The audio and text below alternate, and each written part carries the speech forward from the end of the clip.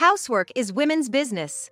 How shameful to ask your husband, says the husband with a smug face, ordering his wife to do the housework even though she has a broken bone. I think it's the husband who should be ashamed. Is divorce the only option here? That's what I thought, and then our quiet, book-loving daughter dropped a bombshell. We have another child in this house, right? I wonder if it's my little brother? My name is Kay. I'm a fearless 65-year-old who grew up in rural Wyoming, not afraid of frogs or worms. On the other hand, my daughter, who was supposed to grow up in the same rural Wyoming, grew up to be a fragile baby who is even afraid of ants. I wonder if the difference is whether she played in the dirt when she was young or not. There was a time when I regretted a little that I grew up in Wyoming.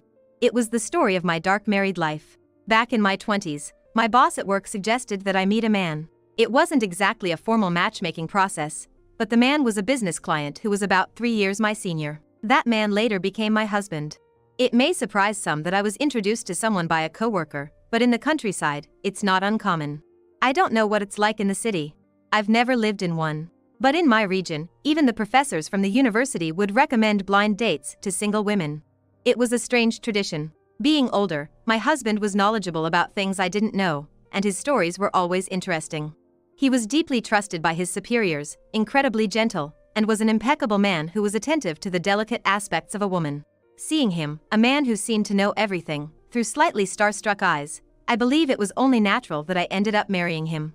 But now I think, I wish someone had slapped me on the cheek at the same speed as a fastball from a top baseball player, and told me not to marry to him.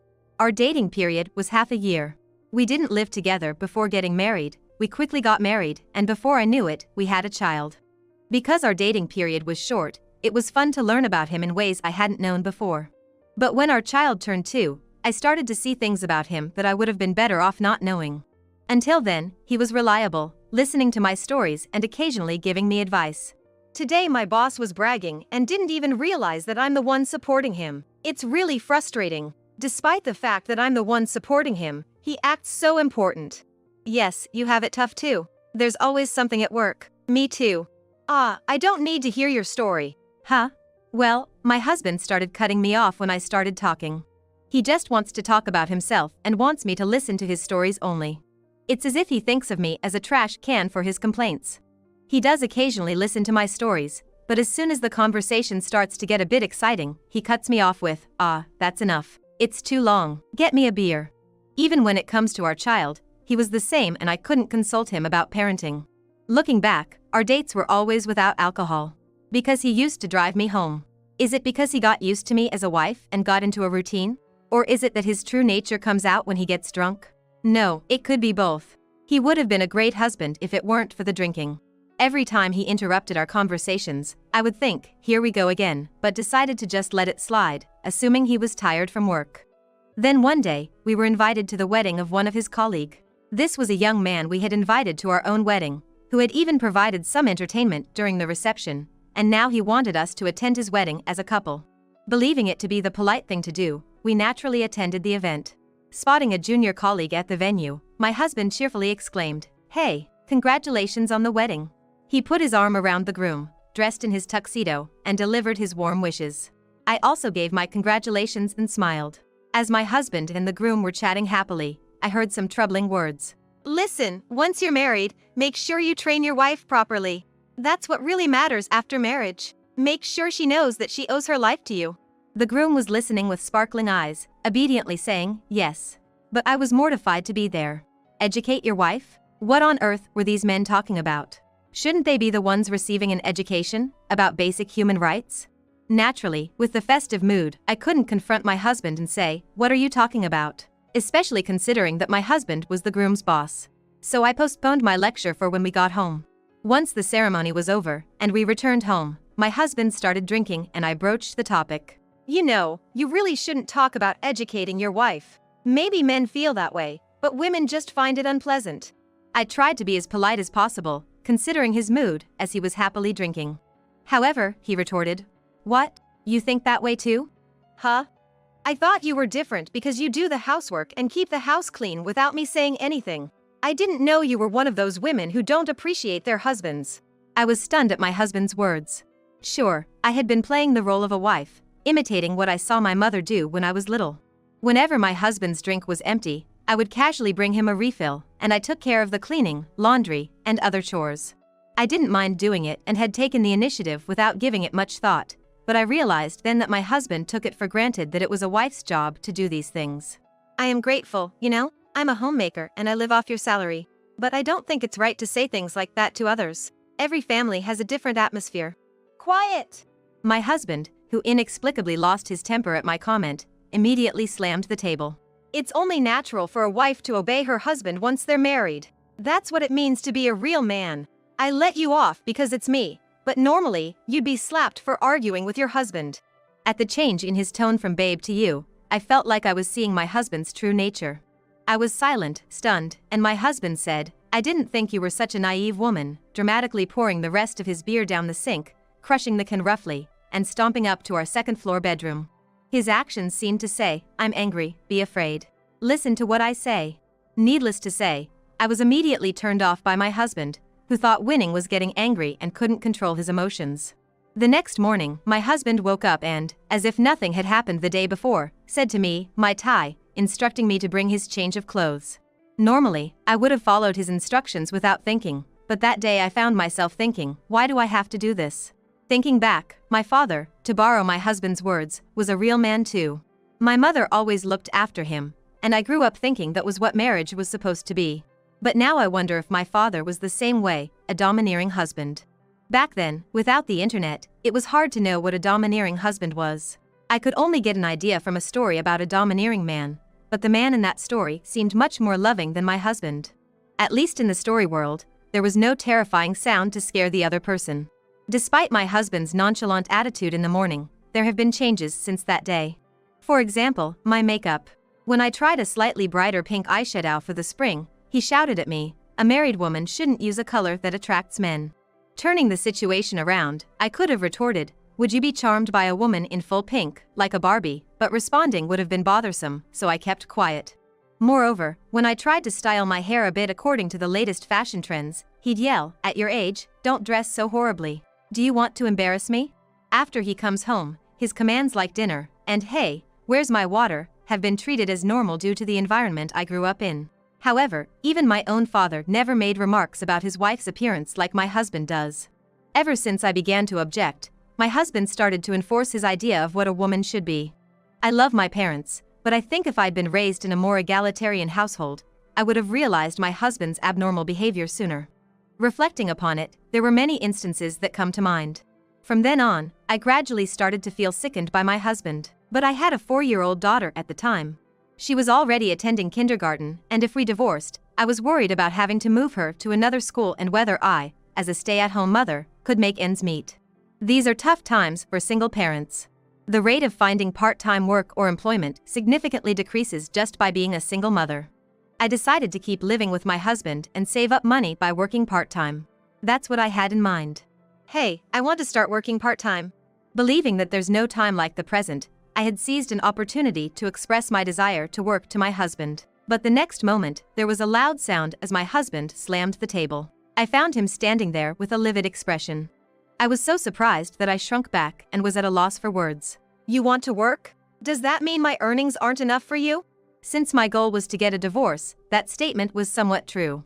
No, it's just that I'm afraid I'll lose touch with society if I only focus on raising our child. And I might end up teaching her outdated values if I don't keep learning from society myself. Are you trying to belittle my income with those words? No, I get it. You just don't want to do housework. Even if you do start working, I'll make sure you handle all the household chores. His misjudgment was truly off the mark, and it made me less willing to do housework. I finally lost my temper and blurted out, I'm tired of living with you. Let's break up. He must not have seen it coming. My husband was gaping, his eyes and mouth wide open in shock. Do you realize what you're saying? Yes, I'm well aware that it means I'll be better off. I'll take our daughter with me. I can rely on my parents for a while, and I'll figure out the job situation. It was a bit embarrassing to admit that I would rely on my parents, but I figured they would forgive me once things had settled down and I was able to help them out again. Phew. It was in that moment that I realized just how abruptly a marriage could come to an end. Wait, reconsider. I was wrong. Actually, I don't even know what I did wrong, so I need you to tell me. I'll change. My husband's words, admitting he didn't even know what he'd done wrong, were refreshingly honest, and I found myself appreciating that. It was only natural he didn't know since our way of thinking was fundamentally different. It was much better than him pretending to understand and just apologizing. I sincerely expressed to him that I was tired from our differences and the issues I had with his behavior and that I couldn't envision a future where things would work out. "I truly didn't realize that I was making you suffer so much. I'm sorry." I wanted to talk about it, but you always interrupt me, and we never have a proper discussion. I'm just tired. "I promise I won't do that anymore. Won't you give me another chance? It would hurt too much to be separated from our daughter, and from you," my husband said, tears streaming down his face. This was the first time I had ever seen him cry. Despite everything, it was hard to see the man I loved, the man I had married, in tears. I knew how much he adored our daughter. So I laid down the law, saying, "There's an old saying, even the patience of a saint has limits, but I'm no saint, of course I have a limit." We both gave ground. I abandoned my part-time job ambitions, and he agreed to rethink his attitude, which allowed us to back away from the brink of divorce. We've had close to 7 peaceful years since then. Well, there were occasional flashes of his overbearing husband routine, but I believe he managed it well in his own way, quickly apologizing for any slip-ups. So, I let those go. However, one day, it was decided that my husband would go on a 2-year business assignment alone. The idea of making our elementary school-aged child switch schools was too heartbreaking, so my husband chose to take the assignment alone. However, this decision would drastically alter the fate of our family. When he returned from his 2-year assignment as scheduled, he had become even more of a domineering husband. Living alone on assignment. Maybe it was the backlash of having to do everything for himself? Or perhaps his promotion, where he was ordering around subordinates, had somehow crept into his behavior at home? I didn't quite understand the change in his mindset, but it was clear that his time alone had fostered an even more self-centered and troublesome husband. To give a small example, after he came back, he frequently forgot to turn off the bathroom lights or left the tap not completely shut off. Of course, I scolded him for this. After all, the electricity and water bills are nothing to sneeze at. But then, he would retort, "It's my money, so I can use it as I want. Besides, if you see the light on, why don't you just turn it off instead of nitpicking?" Despite my telling him it's wrong to leave things on, he would become irrationally angry, saying, "The one who notices should naturally turn it off. Criticizing me for this shows how petty you are." His reaction was simply ridiculous. Pigs might fly. Lastly, maybe because his place of assignment was close to his parents' house, he visited them frequently. Whenever there was a small incident, he would say, "My mom is old, but she doesn't mess up like you do." For instance, if I had served deli food because I didn't have time after a neighborhood gathering, or if I served leftover ingredients from our child's picnic lunch, he would criticize me relentlessly. Our child happily eats the food, and it's not like I'm serving deli food every day. The picnic lunch ingredients were homemade. Sure, I occasionally take shortcuts, but what's wrong with relying on convenient options now and then? Running a household is hard work, you know? I'm raising a child, attending open school days, and going to PTA meetings. Seeing a guy who doesn't understand any of this, just complaining while eating more than his fair share, really makes my blood boil. I've been thinking, if you're so obsessed with homemade food, why don't you cook? I was running out of patience. I had no reason to put up with complaints from a man who hadn't set foot in the kitchen since we moved into this house. I remember thinking how true the someone's saying is, "It is good to have a husband who is healthy and out of the house." The idea of divorce began to cross my mind again after a long time. Then one day, on my way to the grocery store, I missed a step on the stairs, fell, and had to be taken to the hospital in an ambulance. I fractured my ankle. Incredibly, it's going to take about 3 months to fully recover. The doctor, laughing lightly, suggested that if things progress well, I could recover sooner. However, I suspected that was just a tactic to cheer me up. At least, the pain was too much for me to feel optimistic about such a speedy recovery. If there's anything good about it, it was that it wasn't my dominant foot, but even so, it was inconvenient for everything I had to do. Being taken in an ambulance meant I had to ask my husband to pick me up, which made me feel a mixture of guilt and reluctance. When I thanked him for coming to the hospital, he, ever the charmer in public, said, "I was worried. Does it hurt?" in a gentle voice. If he could keep up this attitude while I'm injured, that would be a relief. My hopes were brutally shattered later. It happened when I returned home. "Where's dinner?" my husband asked, so I suggested, "It's hard to do the housework with this foot." "I'm sorry, but could you help with the housework until my foot gets better?" We could even share the work in the kitchen, each of us doing what we can. I thought that even my husband wouldn't say I don't care. You do it, to the injured person right in front of him, but he retorted, huh, what are you talking about? Housework is what women do. Know your shame to ask your husband. With a self-satisfied expression, my husband raised his voice as if he were stating the obvious. Even when your wife is injured, you're absolutely unsparing, I see. It was the moment I felt not just astonishment, but even contempt. It seems we have another child in this house. My little brother, maybe? The one who smirked and blurted out this while resting her cheek in her hand at the living room table, possibly in the middle of her homework, was our usually quiet daughter. My husband reflexively exclaimed, huh? What are you talking about? You don't have a brother, do you? He asked our daughter. I do. A big little brother is right there. My husband, who was darting his gaze around at the finger pointed at him, looked at me with an expression that seemed to say, me. His face was so silly that I was about to burst out laughing.